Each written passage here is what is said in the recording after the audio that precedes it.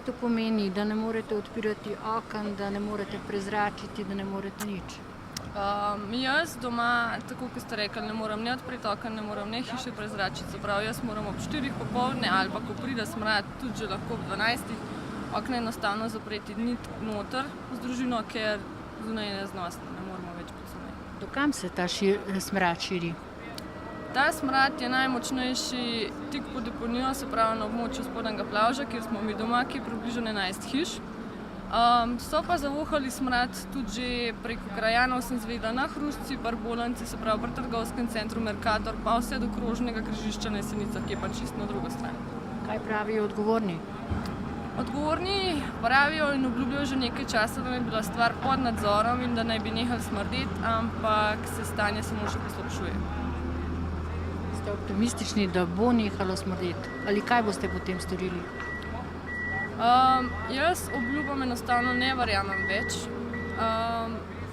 ker glede na to, koliko je bilo obljub in kaj se zagotavlja, se stanje res samo še poslabšuje. Kaj bomo naredili? Odkrito povedano, ne vidim več rešitve. Ne vidim več rešitve, ker tudi, če bi hotel prodati nepremičnine, jo ne bi noben več kupil. Iz podjetja Ekogor so nam pojasnili, da sta za neznosen smrad odgovorna podjetje Snaga in Mestna občina Ljubljana z županom Zoranom Jankovićem na čelu, kar pa so v Snagi že zavrnili. Po besedah direktorja Publikusa Slavka Hrženjaka so se Mestna občina Ljubljana, Snaga in Janković zavzemali, da ne bi nikoli zagnali objekta mehansko-biološke obdelave odpadkov na Mali Mežakli. Na biološko obdelavo smo mi projekte vložili za izdajo okoljevarstvenega dovoljenja Agencijo Republike Slovenije.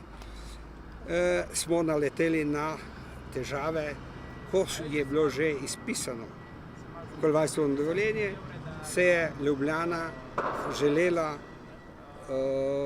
vriniti ali pa želela biti stranka v postopku in onemogočiti, da bi ta investicija bila speljana.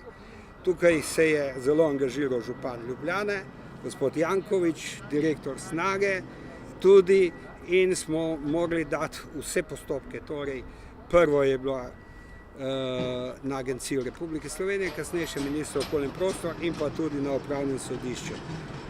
To je nam vzelo čas točno 10 mesecev, kar pomeni, da bi ta naprava bila že v funkciji pred 10 meseci in s tem smo utrpeli tudi gospodarsko škodo in pa seveda, da ne rečem, tudi ekološko, če že hočete, da smo obratovali na način, da smo pol leta in več odlagali začasno, ker bi lahko obratovali tehnično, tako kot je s projektom predviden. Tako da ja, te težave so bile za nas izjemno boleče. Zdaj seveda objekt je končan, kako se bomo pa naprej odločili glede tega nagajanja, se bomo pa v nadaljevanju s pravno službo odločili.